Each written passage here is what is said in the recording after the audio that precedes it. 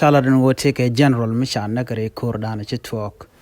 Ray which ku Lankam de ni SSPDF, a Gaelic Force, a Bishop Force, the new Uganda, 10 continent Cork and Wenenwari, watching Wenenwari, chicken general kill Medit, Mishet Kamajur, watching a nagare Koromo, Kachikan de ni Tatona General outdoor. Kakure Fanachi Talk. Chala do jen sugar ben karen yala to shop kadiok ano karen yala to la kana bok jen and dane ku kor ko dit ke jelong ka kor pintere chaga terlong ko chame chungwan chaga kef ka chaga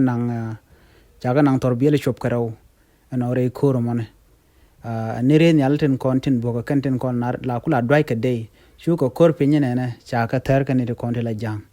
cha churi ko dor awati geren yal kel mishane no jeren yal mo che nyur ge gen go dong de de ka nanga ka luje ka jonan ka malakal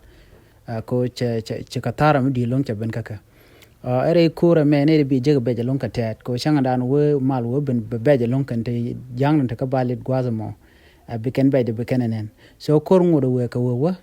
jeno na bum rodian ajen dan to but rama la ler pa no gwada me ajen ku jaro ko man chala to chanak re kurmo